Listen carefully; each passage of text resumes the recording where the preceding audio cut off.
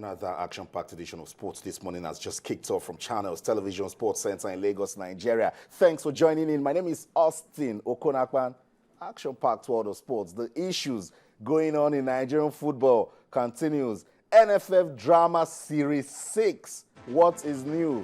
Everyone wants peace. FIFA is here to speak to the country. The House Committee on Sports says they're going to be talking to the warring factions today, 11 a.m. What is going to come out of that one? Drama Series 6. We'll talk about it on the program today. I have a football administrator that'll be trying to dissect the issues. But most importantly, we want a way out of the issues rocking Nigerian football.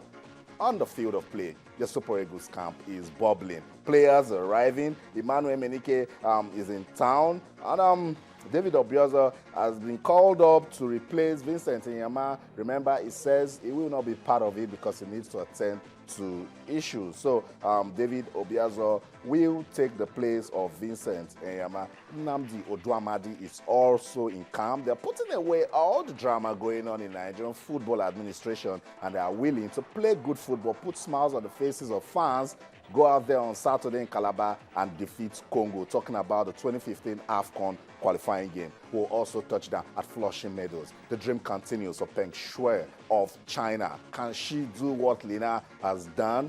She's powering on. There's also victory for Roger Federer, and Serena Williams is still blazing. Action-packed with us. We'll talk about that one later on the program. But let's come back to Nigeria and this issue.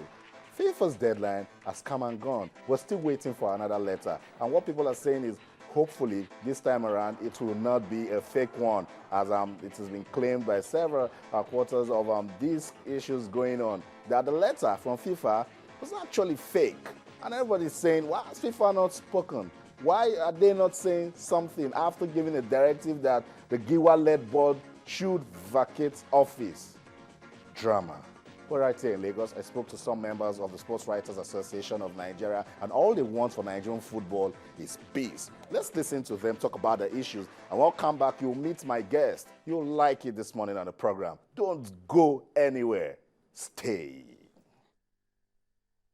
Nigerians have seen the NFF as one big cake that you just go there, cut your own, and with impunity. You go there, you cut your own with brazen impunity. Nobody asks you, no accountability, nothing. You see people going there, poor, and when they leave there after 4 years, they build houses in South Africa, they build houses everywhere in Nigeria. So everybody wants to go there to take his own portion of the cake.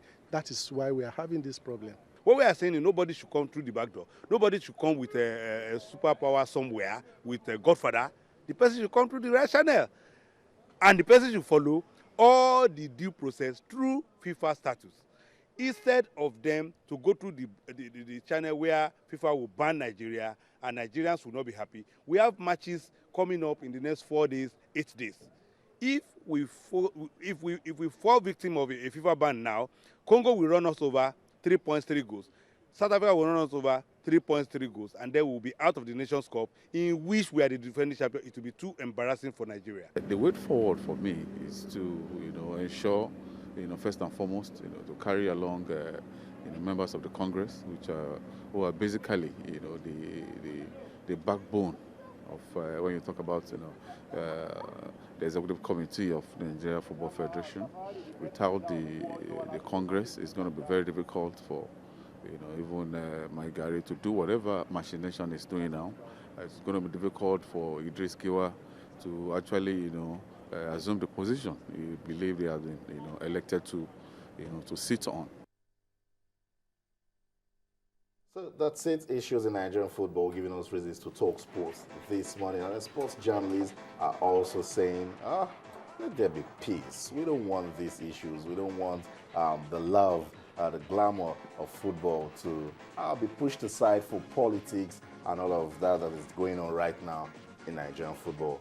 It's not cool, but the drama series continue in Nigerian football. Yes, sports this morning on Channels Television. Welcome. Let's talk sports. Let's talk about issues going on in Nigerian football. You can be part of it. Yes, we've been getting your questions, comments, and suggestions. Keep them coming. I'll be reading comments on the program this morning, and we'll be reacting to what the guests will be talking about. On Twitter, we're Channels_sports, and on Facebook, we're Channels-sports. What are you talking about? Let's talk sports this morning. On the program is a football administrator. I've said I'll leave it that way, football administrator, because he has served in a lot of way for football in Nigeria. Mr. Shuiabu Gara Gombe joins us on the program this morning. It's good to have you on the program, sir. Yeah, Austin, thank you so much. It's really my pleasure. Okay. Yeah. We're talking about all of this, what I've called drama going on in Nigerian football. The more you look, the less you see. What's really going on? Yeah, thank you so much. First and foremost, let me congratulate my very good friend, the chairman of Channels, John Momo, for the transformation of Channels. I've been seeing a lot of improvement on the site. That's aside. The entire scenario that is going on right now is unfortunate. It's unfortunate. It is because it is basically about personal interest. Nobody is talking about Nigeria. Everybody is after his interests. Those who are in there don't want to go. Those who are outside wanted to go in.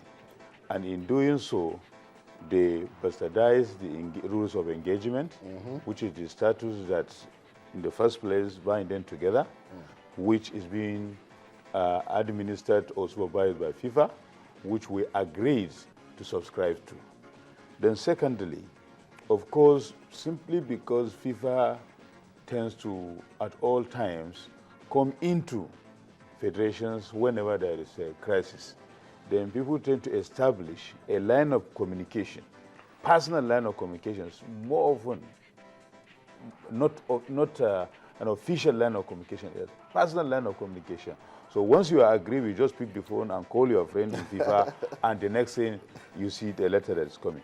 Now, first and foremost, immediately after Brazil, there was a series of complaints on the part of government, its officials, and within the Congress, on the part of government, they complain about insubordination, lack of accountability.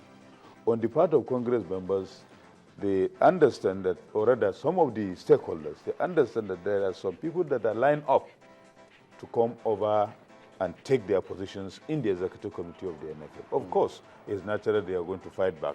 Remember, every 4 years we used to have this vicious cycle that is coming back. So that one is not new. So now that one is on new. So we had crossed that level. Now when we move to the other level, because of the desperation of those who refuse to see the handwriting, read the handwriting on the wall and say, oh, it is time up to quit the stage when the ovation is loud.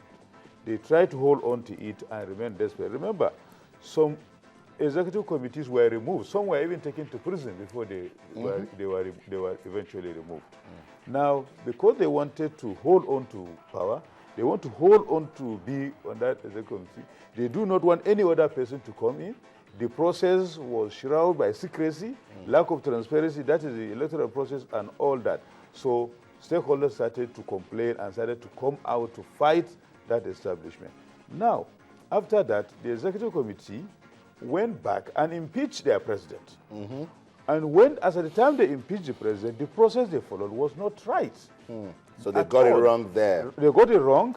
In fact, some of them who even endorsed that impeachment, one of them alleged that his signature was actually forged. But nobody is talking about forgery now, which is a state offense. The second one, they have lined up about 16 offenses. Financial mismanagement against their president, which as at today, nobody is even talking about it.